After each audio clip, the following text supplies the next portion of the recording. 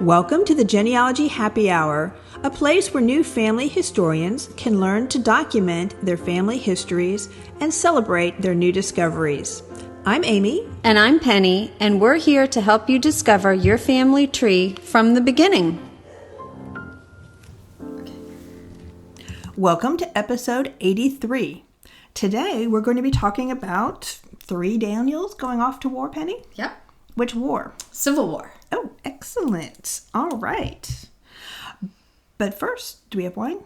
Oh, I have wine. You have wine. I have wine. You've been drinking too much wine. You didn't even remember you had wine. Oops. Well, I'm featuring today a wine from Austria, Gruner Veltliner, and it is a white wine. It's kind of similar to an Albarino. But it's great. It's crisp, it's citrusy with a little pepper. It's a medium-bodied wine, and it really pairs well with seafood, vegetables. It pairs with a lot of things, but it is just delicious to drink.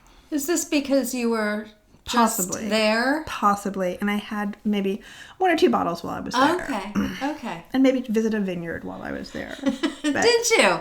Maybe. Good for you. Maybe.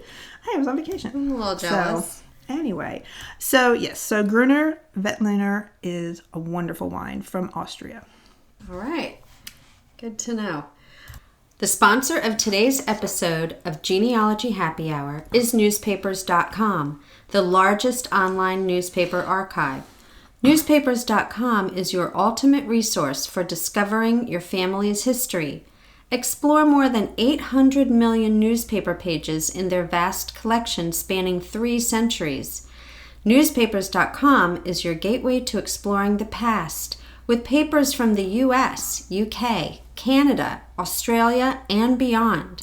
Trace your family's journey and uncover the extraordinary tales of your ancestors through newspaper stories, birth and marriage announcements, obituaries, photos, and much more. For listeners of today's show, newspapers.com is extending a discount of 20% off on a Publisher Extra subscription. Just use the code HAPPYHOUR at checkout. Don't miss out on this incredible opportunity. So before I get into the 3 Daniels going off to war, I just wanted to mention, because I know I've mentioned in other podcasts that I was going to Charleston, West Virginia, to their archives, the West Virginia Cultural and Arts Museum, big building, to see what they had in their vertical files. When you said Charleston, I thought South Carolina. No, Charleston, West Virginia. I do remember that now. I do remember that. And did you go? I did go, and I brought my daughter with me, who was wondering if she could read her book while we were there. And I was like, no, you may not. You might go through the files with me. So I had requested about maybe 12 surname vertical files, and didn't know if I was going to get this cart or this minuscule pile. Right. So it was bigger than a minuscule pile, but it definitely wasn't a cart full. Okay. But it was interesting. I didn't really find too much. I found a couple documents, a lot of newspaper articles in there. There was, thankfully, a lot of people had put in their family tree that went back to some similar names, ones that I'm going to have to research and see if they are maybe like a brother's, or something like that. But the best part of this trip was that my daughter really got into it. She goes, I can see where you could go down rabbit holes in this. She goes, I just wanted to read more. But her big fascination was some of these newspaper articles were about these murders or, in your family? Well, no, not my family, but the same name, the same last name, because they would be in like the Griffith file. And there was a couple Clippings. articles about a murder. Yeah. And I said, oh, maybe we should have the murder corner on the podcast, and she could talk about all the murders she digs up in her research while we're at these places. That's the only research she does is the murders. Yeah, so we had the best time driving on to Pittsburgh talking about the murder corner section of this podcast, which is not developed yet, but maybe one day. Well, I mean, I had that uncle that was murdered, so, Yeah. But, so but none of these people that you know are not really, not yet. No. All right. No, I don't have any murderers or people who have been murdered yet. Okay. But you have three Daniels that went off to war, or are these all your Daniels? So they're not all my Daniels. Tell us. So I am researching my husband's family in the Civil War, specifically a Daniel Bonowitz, which I know. And he is his second great-grandfather. And he was born on the 23rd of December in 1838 in Pennsylvania to John Bonowitz and Suzanne Shilley. And he had 6 sisters and 3 brothers. So the first place to go look is Fold 3. And on Fold 3, there are 3 Daniel Bonowitzes from Pennsylvania. And were they related? I don't know. Which one was my husband's direct ancestor? And what happened to all of them during the war? Well, lucky me, my Daniel was in the 53rd Volunteer Infantry, and I know this because in his newspaper obituary, it states that he was in that particular unit, and Company D to be precise, which means the other 2 were in either the 96th or the 6th. So I've got 3 of them. So one of the options on Fold 3, other than their files, where you're going to see their, the pension index and all that stuff, is a publication called The Civil War Stories. And this will be an option when you type in your ancestor's name in the search bar and type in Civil War Stories, and then it'll pop right up. Otherwise, you might have to scroll, especially if you have a name that has a very common name, you're going to have to scroll through. You can sort through it, yeah. So type that in the top to narrow it down to that particular set of records. So it'll show the name of your ancestor and all the possible units he could have been in, and to see how many people with that particular name were involved in the conflict. So for me, so it has Daniel Bonowitz over here, and then lists all the regiments over here. So 3 popped up: the 6th, 96th, 53rd. Okay. I knew which, if you have a more common name, I wish you luck, because you're going to have a ton of regiments come up. So I clicked on the name, and that takes me to a page with several options at the top, which are facts, stories, and sources. So the facts page is the first one it opens up to, and it is a wealth of information. Scrolling through, I can see the information for Daniel in the 6th, which is minimal, and then the 96th, which has a little more, and then finally my Daniel in the 53rd. And the first thing I click on is the regiment. So right under his name, 53rd, it'll say regiment, which takes me to a page of all the battles that regiment participated in during the war. So his particular regiment included the 7 Pines, Antietam, which, fun fact, I did a history paper on in high school, thinking that I was some sort of Civil War battle expert. Oh. Yes. I think it must be my senior year. Yeah, I knew everything about Antietam. Well, did you know you would marry a man who descended from someone who was in a battle, right? Well, so they go on to Fredericksburg, Chancellorsville, Gettysburg, all the big ones, ending with Appomattox Courthouse. Wow. So all the battles have a link, which will take you to a page that I think is still in beta form, and the page offers you options for an overview, a timeline, company, soldiers, and images. So that's that particular battle. So which is helpful if you think one of your ancestors is in a particular battle. You can go to that page and click on soldiers, and then put their name in the search box to see if they're listed there. They give a overview of the battle, the facts, the troop, the numbers, the generals, numbers killed, wounded, missing in action. Regiments lists all the regiments that were involved in the battle. And then there is the soldier page, where it gives you a search box, as I just mentioned. And you can imagine, the amount of names listed there. The image section came up with some boxes. They weren't actual images. There are those little, how you get that little image that isn't a picture, but it should be a picture, you click on it, and I couldn't open anything. So maybe that's still in beta form and being worked on. And the other 2 options at the top are stories. It gives a physical description of one of the Daniels, Not sure which one. It's just kind of a vague description of height, eye color, whatever. So they're mixing them all together. Well, that one, it didn't differentiate which regiment this particular Daniel was in. And then the last one was sources, that gives a list of all the sources, which are also on the fact page. Okay, so let's return to the first page, which is the fact page. And under the regiment section, which we just talked about, we have state. It'll say what state, Pennsylvania in my case. Conflict period, Civil War, and served for. And Daniel served for the United States of America, not the Confederates.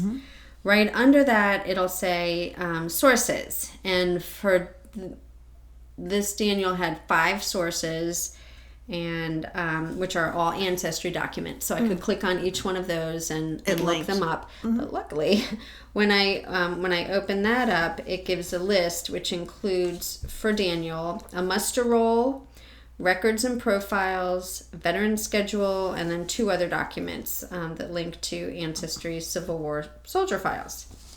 And as I scroll down below those sources, there is enlistment, which now tells me the date of his enlistment, which is 16 March 1864. So, an Emporium, USA. Length of service was 1 year, 3 months, and 20 days, and his rank was corporal. So these facts can be found on some of those documents that were sourced that I mentioned a few minutes ago. But it's nice to have it all out here without having to really dive into those documents. I mean, I have proof because the documents are there, but this is what they say. So the next section is the mustered in, which is April 4, 1864 in Harrisburg, PA. It has a section for residence, military service, battles for which for Daniel there's only one listed, which is Spotsylvania Courthouse. That's where he was promoted to corporal in January of 1865, and then his discharge is on the 30th of June 1865. So they only listed one battle, but that didn't make sense to me if he's still in this regiment until the end of the war. So I did some research on all the different battles that particular unit was in until the end, which ended at Appomattox Courthouse. So from Spotsylvania to Appomattox, Daniel's part of the group. Right. And it was interesting because then I could map out, I'm sure it's mapped out somewhere, but I wanted to map it out to see where they traveled through those different battles. So it really aggregates all of the data in the records that it's attaching or that it's referencing, but it's aggregating all that together. Yes. This little synopsis. Yes. That's neat. Okay. Yeah. So about 6 months after returning from war, Daniel married Helena Jacobi on 16th of January, 1866.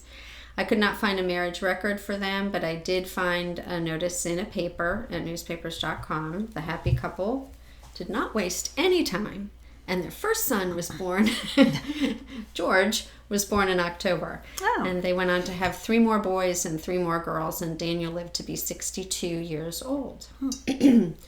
So Daniel had only one brother who was of the age to enlist, and he did enlist in 1862, 2 years before Daniel did, and mustered out in 1865 at the end of the war. And the 2 other brothers that he had were too young to join. And Daniel has a pension application and file as an invalid, and his widow also has an application and file, which I have the index and the numbers, but the file is not digitized, or no, you have to order. You have to order it. Mm-hmm. Yeah, you have to order it. I think it's $80. It is $80. And I'm trying to think of. But you get everything in the file. They give you everything. Copy of everything. But it's one of those things where I'm trying to decide: is that something that I need, or do I want to use that money on something else? Right. So is this good enough information, or do I want all that stuff for Daniel? I think my husband would probably want it. So anyway, or I could bribe a friend to go that lives there, and go make a copy for me. So there is a card on fold 3 showing that Helena, his wife, did receive money until she died in 1960, and so did Daniel's brother Jacob's wife until she remarried. So let's go back to the Daniel who was in the 96th. He was 10 years older than my Daniel, and he had 4 children before enlisting, so he was married, wife and kids. And as it turns out, he sadly was taken prisoner at Spotsylvania and died. Oh. And I wonder if the 2 Daniels ran into each other in Spotsylvania. So my Daniel enters at Spotsylvania, and that Daniel exits. Oh, wow. It's kind of, yeah. Wow. It's very, I don't know, just weird that that's... With the same name. Yeah. But they're same not name. really, they might be cousins. They might. Okay. The third Daniel, who enlisted only for 6 months in 1861 at the very beginning, he enlisted as a private and was discharged as a private. And that's all I know. There is a huge Pennsylvania memorial at Gettysburg with the 2 of the 3 Daniels are listed on there, as well as my Daniel's, or my husband's Daniel's brother Jacob is also listed on there. So I did a quick look through my tree, and only one person on my mother's side had enlisted from Virginia, but on the Union side. So I think I might continue to search out the Bonowitzes, because there are a lot of Bonowitzes that participated in the Civil War, and just to see how they're all related. They've got to be cousins or related somehow. And it also gets my husband excited about genealogy, you know? Well, that's interesting. I've never really thought about researching the same name and all of the people with the same name in the, in the Civil War, let's say, or like in the Revolution, and then trying to connect them and see how they all fit together. That's very interesting. Yeah, because there had to have been a lot of cousins that enlisted and fought together in different places. Right. Yeah. Yeah. So I just wanted to mention, too, besides looking through Fold 3, Ancestry and Family Search are some other great websites. And there's also the Civil War Soldiers and Sailors System, which will kind of give you a very short synopsis of that same information. The American Battlefield Trust, and it's worth a look at the Library of Virginia. Because as we love the Library of Virginia. We love it, and that they have a lot of information there. And don't forget the Library of Congress, the U.S. Army Heritage and Education Center, and of course newspaper articles about your ancestors' regiment. Sometimes the local area will print something about what the men from their town are doing and where they are.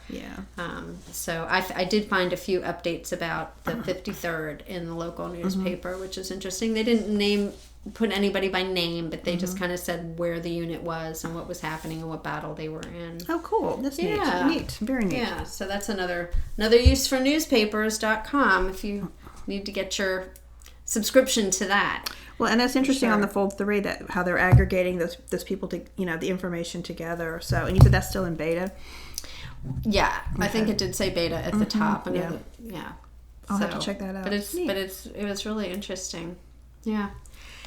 So then the last thing, of course, I've been reading another book review, genealogical fiction mysteries. So we love Nathan Dillon Goodwin's series, and there is another series out there I thought I'd try, and these books are by M.J. Lee, and I've read 4 so far, and they all have that. I guess how Nathan's books first started out, they have that backstory. You have your lead detective, her name is Jane Sinclair, and she's got a family situation, where you always have that family stuff going on. Right. But she has left the police force to become a genealogical investigator kind of thing. So she's got a new career, and so far most of them involve some sort of, brush with death. I'm so glad our lives are not like that. Genealogy is so dangerous. Who knew? Don't look into my family or I'm going to kill you. But the backside to those stories are, and so far they're all in England. She lives in England. So it's a lot of English history and, wartime, things. Usually the person has gone off to war, or one was they were getting married in Gretna Green. Why wasn't it done there? So you get to learn a little bit about things that you might be looking at. This last one is just, this one I'm reading currently is kind of heartbreaking. They're talking about the children during the 1950s, this recent 1950s. 130,000 children from age 4 to, I think, 12 or whatever, were shipped off to Australia for labor.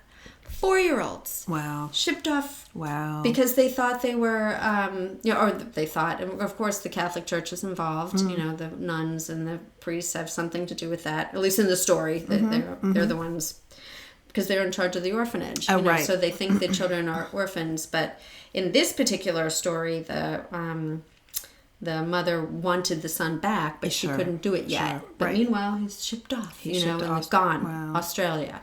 And I'm thinking just how horrific that must have been. And I mean, horrible. I'm interested in history and stuff, but some of this stuff is like, it's heartbreaking. So they're tracing the child, and they're trying. Yes. So they're so it is. It's just I love seeing how somebody else would do it, or what are your options for things, especially when there's always minuscule evidence anywhere. And I think there are 9 books in the series so far. I think he's written some other things as well, but I'm just into that one. So, and they're on Kindle Unlimited, so you can pop through them fairly quickly. Nice. They're interesting. Right. So it's by M.J. Lee. That is my book review for this time. Oh, right. Well, thank you.